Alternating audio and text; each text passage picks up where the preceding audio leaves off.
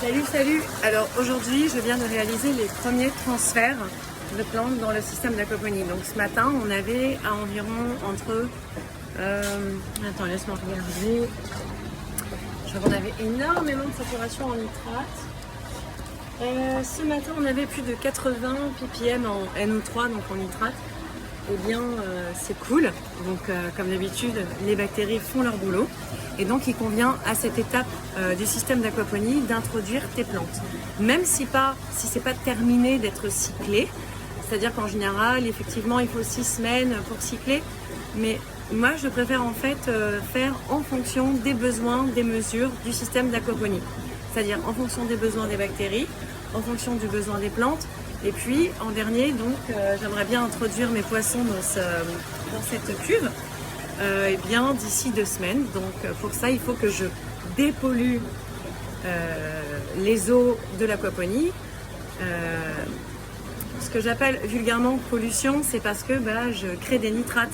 Mais comme tu le sais, les nitrates, ce n'est pas de la pollution, c'est de la nourriture pour des plantes dans le sol et dans l'eau.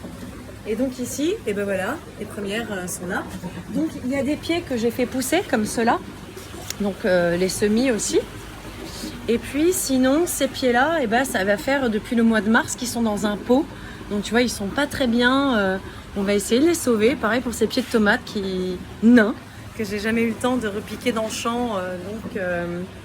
Donc en fait, c'est une super bonne expérience parce que c'est des pieds de tomates et certains pieds de basilic ont vraiment vécu entre guillemets la guerre. Ils ont été en plein soleil, j'ai pas eu le temps de m'occuper d'eux en février-mars.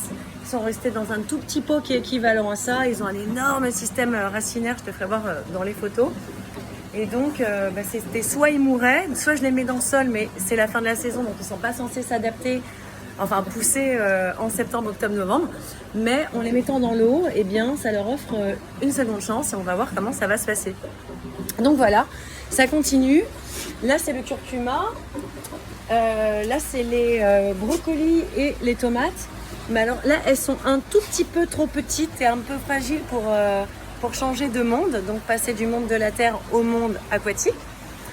Et là, ici, par contre, les salades, elles sont bientôt prêtes à être transférées. Alors, sauf qu'en général, quand tu transfères une plante, comme dans la terre, même si tu vas la transférer dans de l'eau, il convient de ne pas de respecter ce qu'on appelle en biodynamie asiatique, allez, mélangeons tout. Le matin, comme tu as observé, il y a l'ouverture des fleurs, les pollinisateurs qui sortent. C'est ce qu'on appelle la période yang en Asie, c'est-à-dire les énergies vitales terrestres, et pas que, des autres insectes et de tout ce qui est lié au vivant, sont en phase d'ascension. Et effectivement, la sève, le matin, la nuit, il y a comme un rythme circadien de la plante, comme pour toi. Tu dors la nuit et tu es en période d'activité en journée. Eh bien, les plantes, c'est pareil. Il va y avoir une période favorable pour manipuler les racines, c'est-à-dire les transférer du monde de la terre au monde de l'eau. Et bien aussi, c'est la même chose. Dans le sol, dans les champs en général, on travaille le sol en fin de journée, quand la luminosité baisse, parce que n'oublie pas que dans le sol, il y a la microbiologie, et que cette microbiologie, elle est photophobique, et que c'est la même qu'on a dans l'aquaponie, et qu'elle aussi, elle est photophobique. Donc en fait, tu respectes exactement les mêmes conditions de travail que tu as dans un sol, comme dans l'eau. Bref, tout ça pour te dire que j'en reviens à mes semis. Demain, là, j'ai quoi? Enfin, je vais les transférer demain à la fraîche, soit très très tôt le matin dans la nuit, ou soit très tard le soir, et de préférence le soir, parce que là, dans la serre, on a, je te laisse apprécier, bientôt 40 degrés, donc en général, on ne touche pas aux racines et aux plantes quand il fait ces températures-là, et que, on va dire, les forces vitales, les énergies vitales des plantes sont centrées dans la partie foliaire. Donc voilà, tu comprends un petit peu.